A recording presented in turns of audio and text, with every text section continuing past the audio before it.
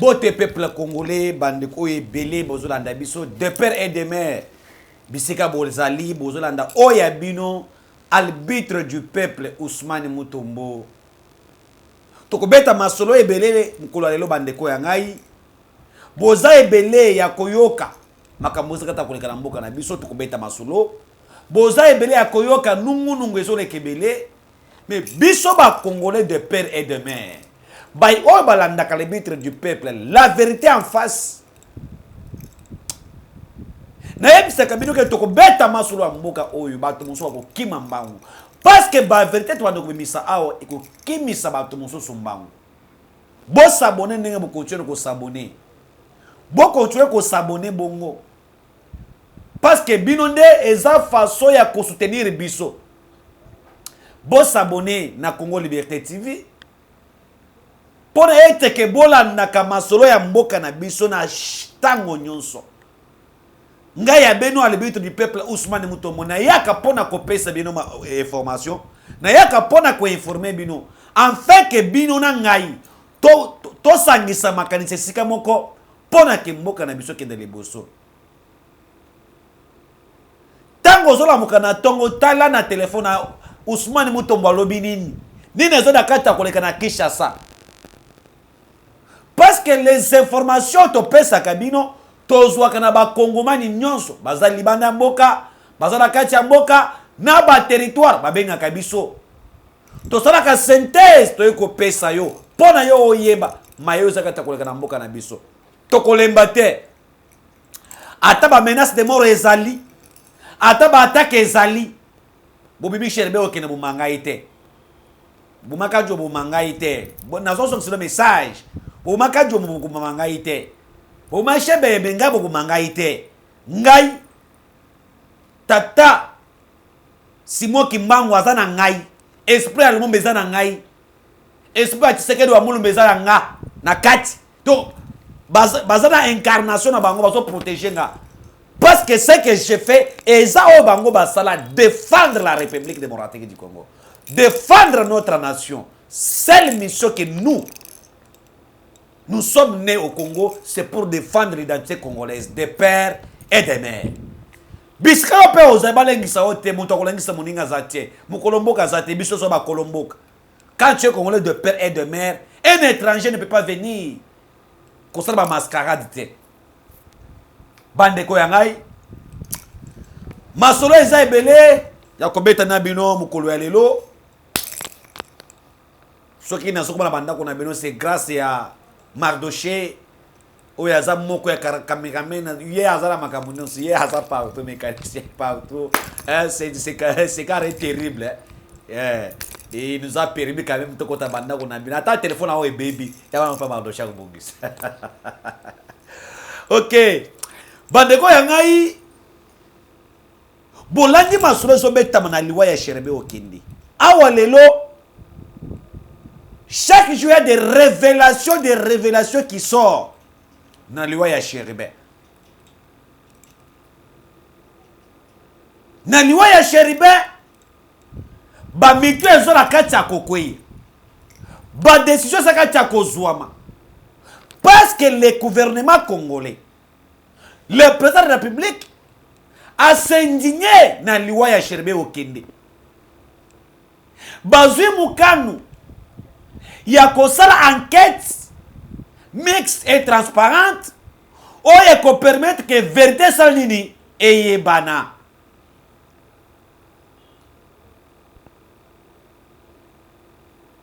Il n'y a pas déjà agitation tenaka ya régime ya Tshisekedi. Mais de l'autre côté, agitation ezali. Na côté baboumi, agitation ezali parce que bango ne basa baboumi.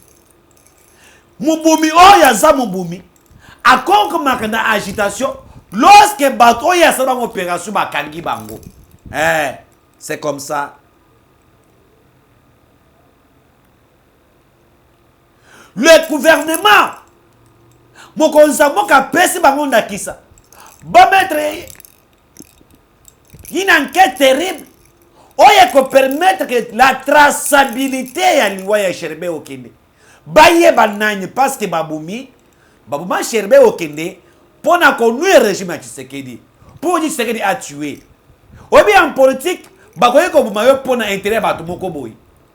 Parce que la mort de Shelbe Okende, oui. Et quand on a la paix bénéficiaire pour l'opposition à Katumbi. Et quand on a la paix bénéficiaire pour Nakaya Tshisekedi. Jusque là, on ne sait pas que la mort de Shelbe, Nani et Aboumi, ils ont un canini. Vous voyez? Est-ce que ça, quand Tshisekedi, Aboumi, Shelbe Okende? Ou bien ça, Kaya Katumbi? Alors, pour y arriver, il faut des enquêtes.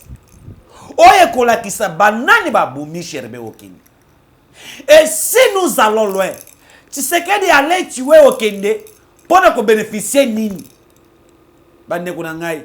C'est que vous m'attendez Daniel Saf Oté. Même vous m'attendez Saf Daniel. Au lieu de vous Shelbe Okende. C'est ça. Parce que ça faisait une immoralité. Ça faisait tribaliste. Que Shelbe Okende. Chaque s'attaque chaque jour. Mais Okende a battu non ça et pas Tshisekedi. Il faut réfléchir 1000 fois.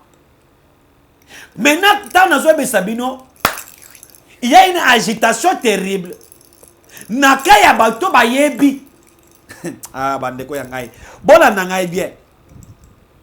Il y a agitation terrible. Nakaya bato ba yebi liwa ya Shelbe Okende. Makila ya Shelbe Okende kangi. Le mettre en scène, bazo tourner kaka bisika babumeli Sheribe. Bazo tourner kaka bisika wana.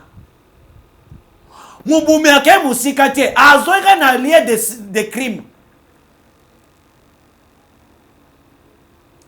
Selon les enquêtes maintenant, selon les informations, il y a un camp qui sait ça maintenant que bangonde baka des actions. Il y a loi ya Shelbe bazo banga. Bazo la pongite. Mis na bango na soit de vimbi na zo ebisabino bazo kate bakomi ko s'agiter.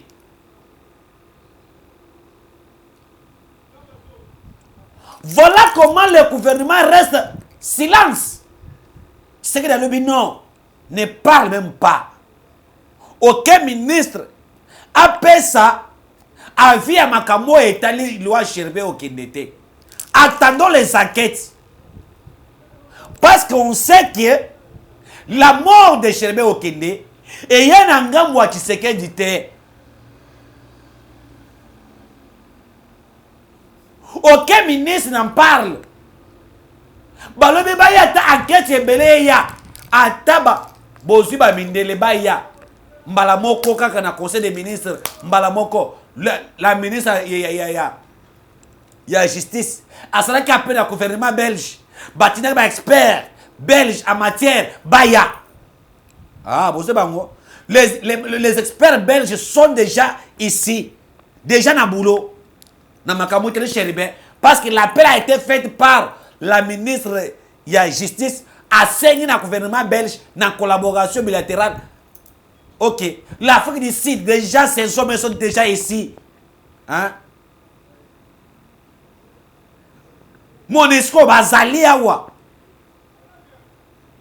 Et il faut faire les enquêtes indépendantes.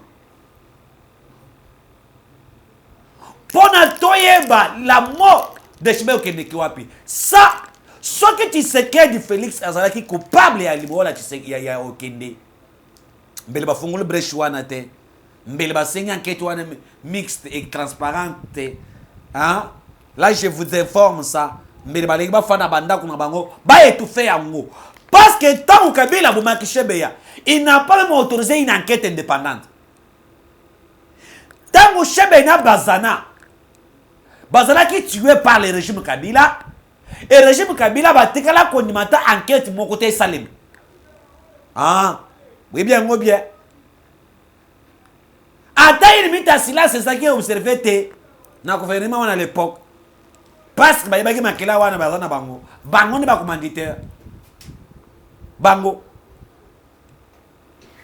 Personne n'a osé de parler des enquêtes à l'époque à Chebeya. Na bazana. Parce que Bazala qui est coupable. Mais aujourd'hui, nous avons un régime qui n'est pas coupable de la mort de Shelbe Okende. Le chef de l'État est l'homme de la compassion. Allah Kissi Bolingo. à 40 minutes de silence, à 5 enquêtes, le gouvernement tient mon solo, s'associer dans la Libanda, toi la vérité. Le premier s'est déplacé avec tous les gouvernements vers et puis à Chéribert, compatir avec sa femme. Hein? De l'autre côté, il y a une agitation. Agitation de l'autre côté. Pourquoi Katumbi s'agite? Pourquoi Moïse Katumbi s'agite dans l'Iwa ya Cherbe au Kenya? Pourquoi l'ensemble bazo s'agiter?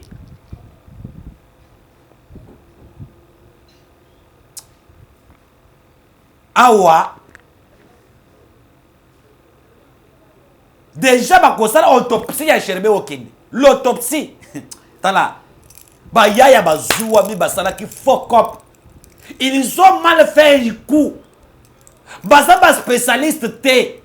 Balakisi qui. Oh Zambo. Les dieux. Azo bouleversé ma cam. Hein? Bolanda émission Oye Bantina Souka. Je dois vous faire des révélations ici. Ce qui s'est passé dans l'Union Européenne lobby avec Moïse Katumbina, ambassadeur de l'Union Européenne. Donc, Nazo Sabino que les choses changent. Les dieux. Ce n'est pas le Dieu qui est au hasard. Le Dieu qui a choisi Tshisekedi, a yébaki pourquoi a choisi Tshisekedi. Tshisekedi est le fruit des prophéties. Et tout ce qu'on fait pour nous, Tshisekedi, Dieu révèle toujours. Pour qu'on la veille. Ce n'est pas Tshisekedi qui se lave dans tout ça. Mais c'est Dieu. Oh, il a permis Tshisekedi de laver. Vous préparez un coup pour nous, Tshisekedi, et le coup vous retourne. Dieu révèle toujours. Et les coupables, les commanditaires, n'a pété. Ça, c'est Dieu. Ça, c'est Dieu. Parce que ce n'est pas Tshisekedi qui gère ce pays. Il avait donné son trône et pas Yahweh. C'est Dieu qui est assis sur le trône. Il y a pouvoir à Tshisekedi. Tout ce que vous faites pour nuire, pour déstabiliser le régime de Tshisekedi, et que zonge la bino. Baboumi. Et que zonge la bino. Voilà Cherbe Okende tué. Les enquêtes sont en cours. L'autopsie aussi de l'autre côté. On a arrêté déjà son chauffeur. On a arrêté son quart de corps. Et ce qui me fait, selon mes sources, les interrogatoires, il y a chauffeur. Non, il y a quart de corps, ils ont mal à vous comprenez? Donc, les interrogateurs, oh, batouni, mituna, oh, batouni, chauffeur. Oh, chauffeur, à la katia koloba. Na, oh, quart de corps, à zoloba. Et ça, on l'a mon côté. Alors que le matin là, on a trouvé quart de corps, na chauffeur sur les lieux de crime. Ah. Na bisika mutuka wana ezali. On a trouvé quart de corps na chauffeur. Bango moko bazali quoi? Bango mibale. Comment va se trouver wana? Et comment va yebaki que mutuka ya Cherbe ezawan? Balobi que non, ils ont utilisé le système GPS. Hein? Mais pourquoi depuis hier, vous n'avez pas utilisé le système PGRS? Pourquoi? Pour n'akoyer bisika au Kindezalima. Donc, je dois comprendre la vérité. C'est que dans le système PGRS, mais ils n'ont pas utilisé ça pendant toute la journée. Pour ne localiser bisika, le chef de Bango Azalaki, mais ils ont utilisé le matin pour ne pas se trouve dans le lieu de crime. On a arrêté ces gens-là. Je vous dis, les services de renseignement, on a arrêté ces gens-là. Et tout ce que le chauffeur a dit a été télévisé, filmé. Oh, bah, torturé était. Il a dit des choses. Quand on parle de l'autre côté, ce que les gardes de corps dit, hey, nous l'aignons moussous. Moi, pour n'engager jusqu'aujourd'hui, la mort de Cherbe Okende est sur la main, il y a garde de corps, il y a yebi, na chauffeur, bango ba yebi. Là, 2 personnes. Troisième, battu ensemble pour la République. Je dois vous montrer les effets ici. Et vous allez comprendre, même l'autopsie qu'on va faire, même aujourd'hui.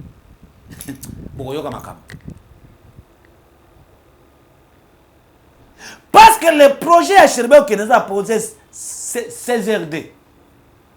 Comment Moïse Katumbi, à 15h, a tweeté de l'enlèvement de Cherbet au Kende, alors que lui qui n'était pas au pays, comment il a tweeté ça? Il savait comment. Comment il a tweeté avant que l'événement est salement? Vous me comprenez quand même. Katumbi a tweeté à 15h. 6. En informant le monde entier d'enlèvement de Cherbet au Kende. Hein? Alors que l'événement a passé à 16h. Mais comment il est bien moi avant? Les journalistes pro-Katumbi, Peter Tchani, j'ai la tweet ici, hein? Peter Tchani, Stéphane Yembi et les autres locales ont tweeté à 14h. L'un à 14h30, l'autre à 14h, l'autre à 14h45, à 15h. Mais comment Bango Bayebi que Cherbet a été enlevé alors que les chauffeurs disent et Salemi n'a pas le quart de côté et Salemi n'a pas 16h. Hein? Vous comprenez ça? Les appels téléphoniques, tala. Oh, il y a entre chauffeur et entre quart de corps, na Peter Tchani a été fait à 15h. Bozo Ganga. Bozo Ganga Siko. Les appels téléphoniques, on va enregistrer qui, selon nos sources, avec le système technologique, on a dit que appel ou on a pu enregistrer chauffeur, au Bozo qui sont les Kawana, et c'est la machine à 15h. Mais comment? Comment l'écart de corps a percé ça ou enlèvement alors qu'il est 15h? Mais de l'autre côté, l'événement s'est passé à 16h. Maman Nangaye, Bazouani, Bazouami, Bayaya Bazouami. Ponanga, il n'y a pas beaucoup de questions à se poser parce que nous avons des criminels. On arrête tous les journalistes qui ont tweeté là. Et tous les hommes politiques qui ont tweeté ça avant l'événement, si on les arrête, Bakotuna Katumbi, qui t'a informé que Cherbet a été enlevé à 15h, alors que l'événement s'est passé à 16h02. Hein? On va demander à Peter Tchani, comment vous avez tweeté à 14h, alors que l'événement s'est passé à 16h? Quelle est la... Écoutez, Botal de 14h à 16h, 2 heures avant, Stéphane Yembi Ndengemoko, local Ndengemoko, Katumbi Ndengemoko.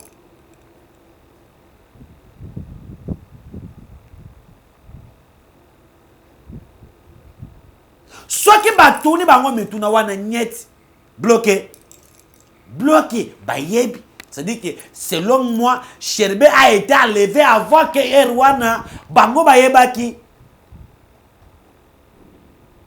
Parce que les informations nous disent que Cherbet ne s'est jamais présenté à la Cour constitutionnelle. Hein? Namutuka ya Cherbet, Bazouaki, ils ont un système de GPRS, carte mémoire, ils ont un japonais. Les Japonais ont pris là, parce que c'est tout le monde, non? Les Japonais, ils ont carte wana. Ils ont vérifié. Témoigné balobi. La carte montre que Cherbet s'est jamais présenté Mukuluana aux alentours même à la Cour constitutionnelle. Pas même à Kaiti, mais aux alentours même à la Cour constitutionnelle à Azaraki Wanate. Azaraki Wanate. Et ça le téléphone, vous voyez? Ça le téléphone. Lorsque vous avez le téléphone comme ça, on peut te localiser là où tu es. Moi, il y a des fois, j'ai perdu mon téléphone. Nakei na kati ya sim na ngai baselinga sim ezaki na mbongo na kati nakei pour ça sim blanche loko na bosela ki ba mot de passe ba banda ko tuna ngai mituna. Ça veut dire que kaka na machine bazola kaze bisika mingi na fréquentaka na bisika zaki mukolo wana. Oh J'étais surpris qu'on va reprendre que na beta qui m'a cambié scellé. Na maluku na mois de février. Ming. Oh, pourquoi j'ai compris que quand mon père était mort, et na banda ko kine pona ko tala makambo ya kokunda ye, j'ai fréquenté beaucoup mon pension.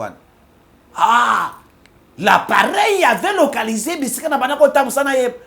Battre ngana za kami côté ni ba pesi fa o kenda kami côté ya boy moni juste dans le téléphone.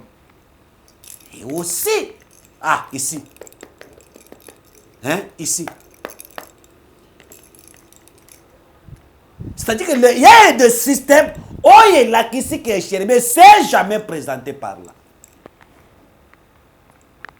Et on vérifie tout. Les gens de Katoum sont cuits. Hein? Quand je vous dis là, les départs sont en cascade, on y va ensemble. Tout le monde on perd. Katoum et on perd les sous. Voilà Katoum qui vient. Ici à Kinshasa. Ndoki. Akepe na matanga ya Chéribert. Oh là là. La femme de Chéribert a sauté la Katoum. Mais c'est toi qui as tué mon père. Moi, Nazana Katoum, c'est toi le tueur. Hein? Moi, na fixé Katoum Misu. Katoum Yayo qui sonne à Tali mon panzi. Voilà les criminels. Voilà les criminels. Ne regarde pas comme ça en face. Quelqu'un qui a fait quelque chose ne regarde pas quelqu'un en face. Ah, il faut pas protéger moi parce que Katoum peut faire tout.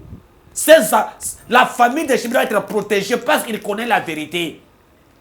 Leur père, il leur avait dit déjà, Balingi était dans l'Isangaya ensemble. Yana Katoum Bazo Kanate. J'ai vu une interview.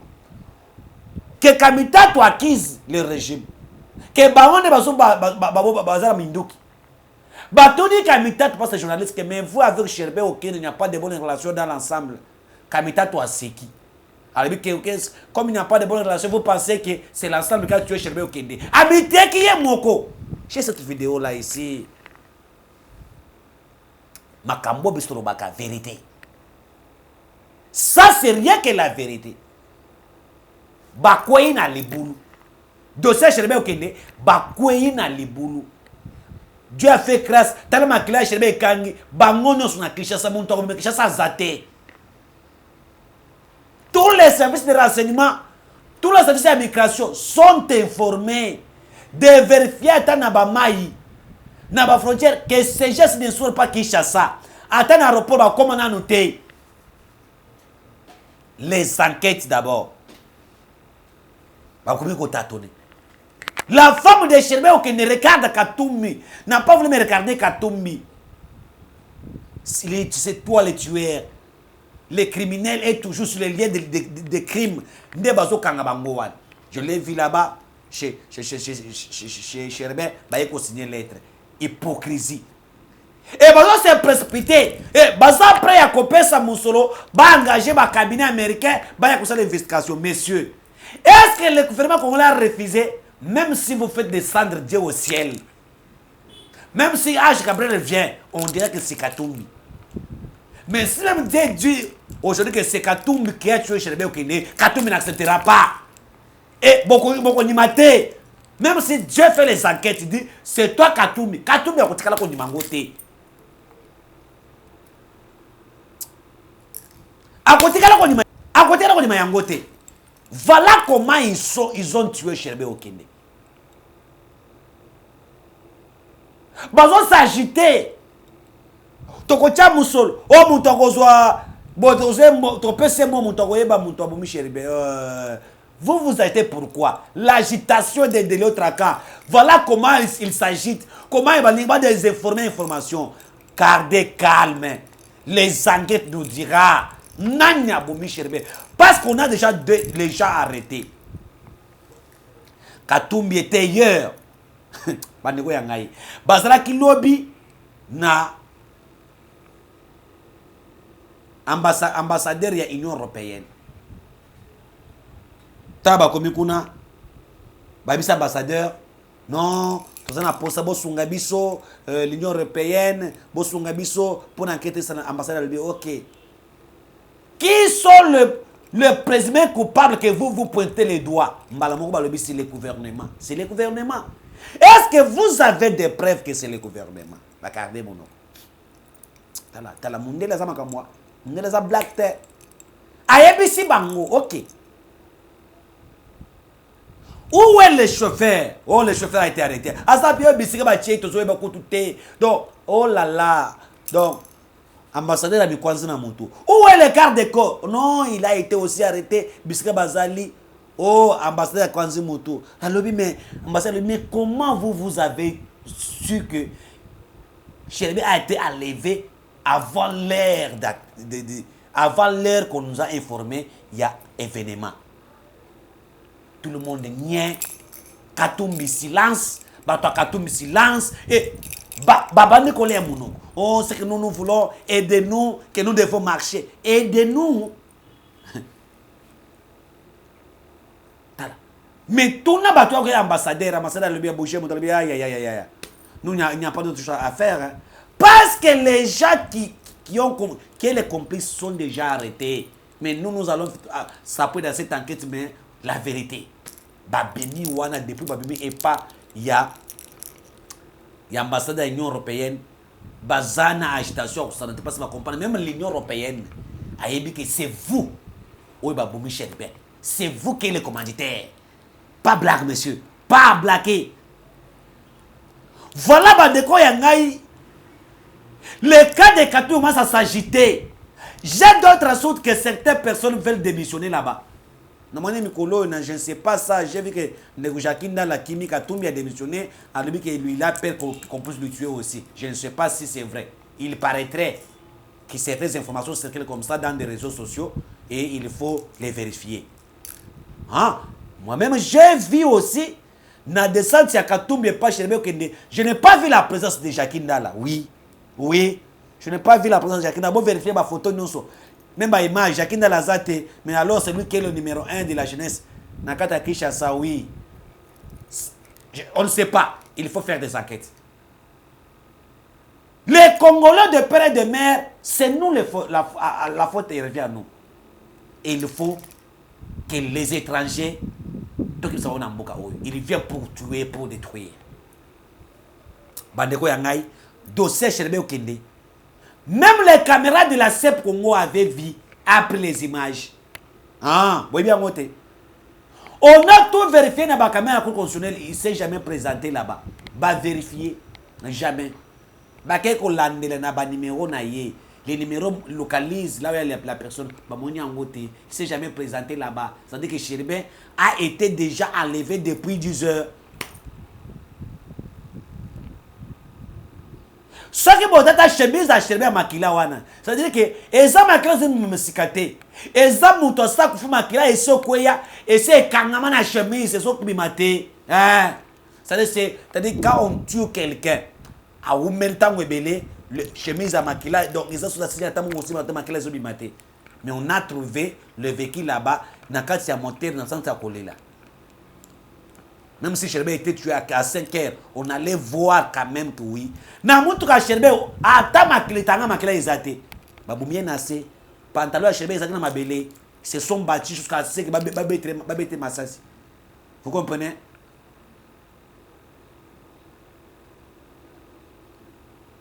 Et batik arme wan.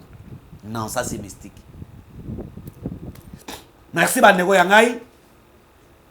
Naikito beta masolo nabino. Tokozonga la deuxième partie pour vous parler de la situation qui se passe à l'est du Congo et à Mbokanabiso et nous devons être très vigilants. Merci.